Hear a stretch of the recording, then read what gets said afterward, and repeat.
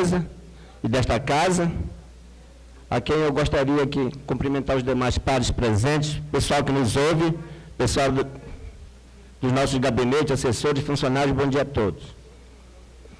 Mas eu gosto muito desse debate, Pedro, quando a gente começa a tocar assuntos que são gerenciadas por políticos e gerenciadas por empresário. Eu me lembro muito bem quando você disse que a CELPA não é boa para o povo. Hoje, o povo que precisa da CELPA tem um valor que se chama a contribuição social da luz. Se você não sabe, agora mesmo o governo federal instituiu e estava querendo que o povo se apresentasse para ter direito justamente ao bônus do seu quilowatt, que é pouco e que não pode pagar. E aí, Pedro, tem consumidor com até 100 kWh que paga R$3 de luz.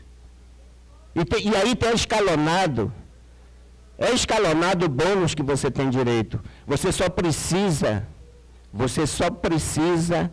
provar que você tem direito a isso. E isso é uma política do próprio PT. Você sabe disso. É uma política do próprio PT.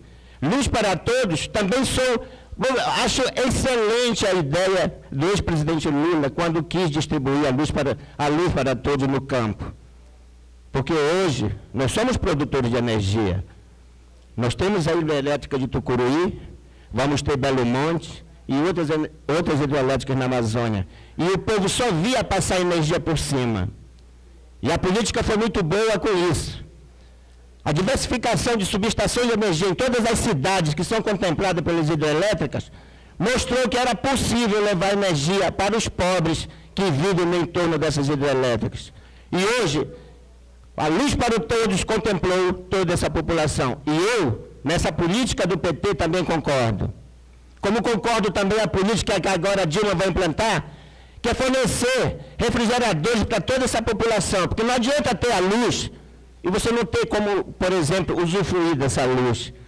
E aí o povo, com alto índice de câncer no estômago, porque só consumir alimento conservado através do sal, vai ter como refrigerar e conservar seu alimento. Mas também é uma política boa do PT que eu concordo. Agora eu não posso concordar, meus amigos, você comparando as coisas. Hoje nós temos uma companhia que não é privada, como exemplo a Cozampa, em que a Ananindeua sofre as maiores necessidades de água boa, gente. Água boa. Eu já fiz um discurso aqui. A cada 6 habitantes dentro de Ananindeua, só um consome água boa. O resto está consumindo água contaminada. Não tem condições nenhuma. Por quê? Porque é uma companhia do governo que tem ingerência dos políticos, que seus deputados federais mandam para lá 5, o outro manda mais 6, o presidente é indicado pelo governador, e aí não tem interesse de resolver. Eu acho que a iniciativa privada, se policiada pelo poder público, é muito bem-vinda assim para a sociedade. E um dos exemplos foi esse que eu citei agora. Obrigado. Vereador, uma parte. Só para engrandecer aí o seu discurso, o grande exemplo que nós temos do sucesso da privatização foi as telecomunicações. Porque antes da privatização, para você conseguir uma linha de telefone fixa, custava, na época, o equivalente hoje a 2, 3 mil reais. Hoje todo mundo tem linha, todo mundo tem celular, universalizou, e o sistema telefônico do Brasil é hoje um dos mais modernos do mundo. Depois da privatização.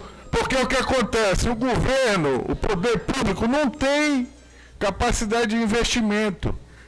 Sem o poder privado. É verdade, vereador. Inclusive, tinha gente que vivia de aluguel de telefone. Tinha 4, 5 linhas alugadas e vivia com isso. Hoje, cada brasileiro, hoje é difícil você não ter um brasileiro que não tenha esse telefone celular. E também aí, vereador Pedro Soares, o PT também, eu sou um político que elogia as coisas boas. O PT tem muito a ver quando vai colocar um celular para cada família que tem a Bolsa Família. Cada uma dessas famílias vai ser contemplada com o celular e esse celular vai ser subsidiado. Também parabéns para essa política do PT. Obrigado.